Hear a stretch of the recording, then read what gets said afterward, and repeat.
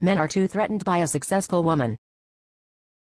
Men are all too aware that women judge men on their occupation, assets, and are interested in men of equal or higher status than them, not lower.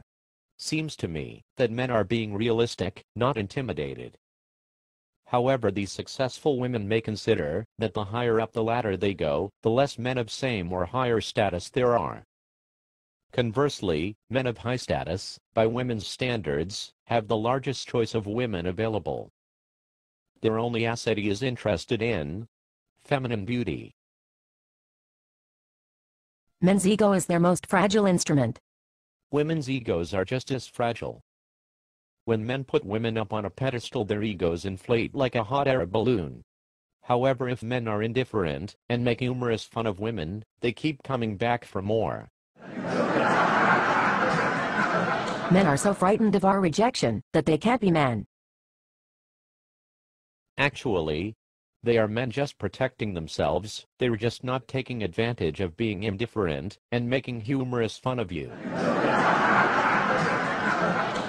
I can't change a man without getting him ready for the next woman. You have no right to change a man, as he has none to change you. If a man allows you to change him, you will not respect him, because you can control him.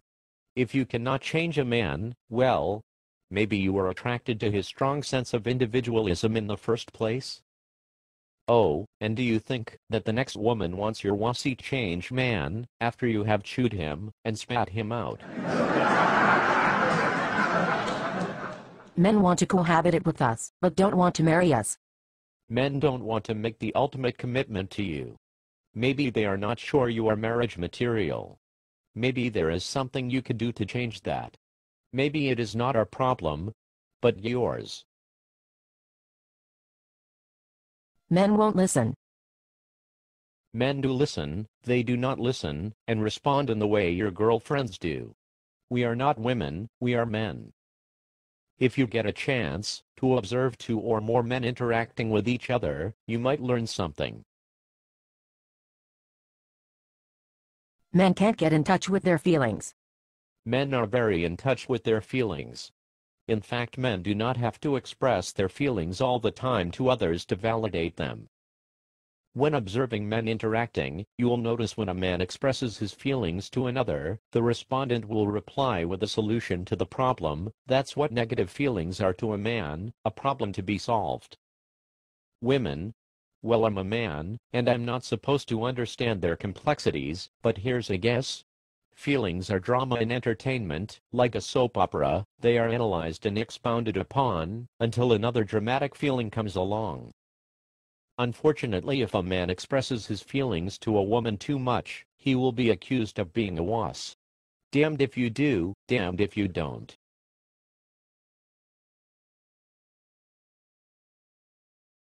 "50% of men in relationships cheat." And what percentages of women cheat?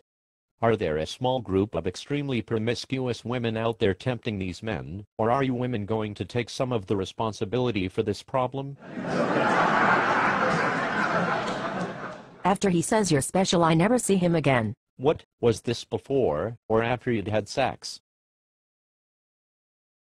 Actions speak louder than words. Women have a version of this to let men know they are not interested in going further. Let's just be friends. Men have so few friends. In comparison to what, women? Do you want us to be like you or something? You could add us to your girlfriends list when we do.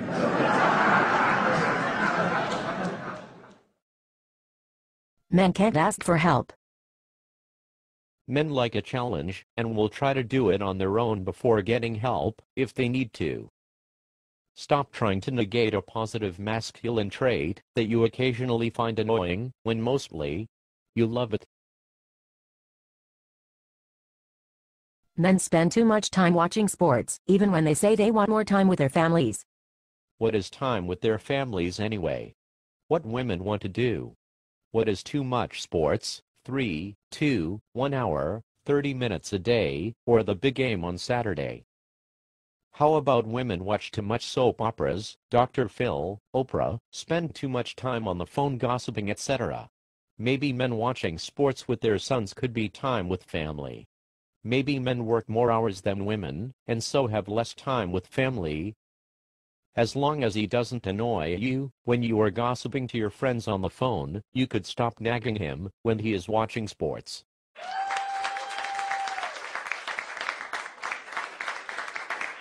Men can't let a friendship develop, and then if sex happens, it happens.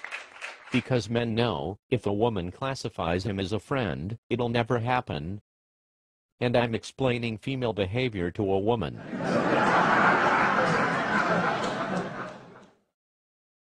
When I'm with a man, I see his open and vulnerable parts.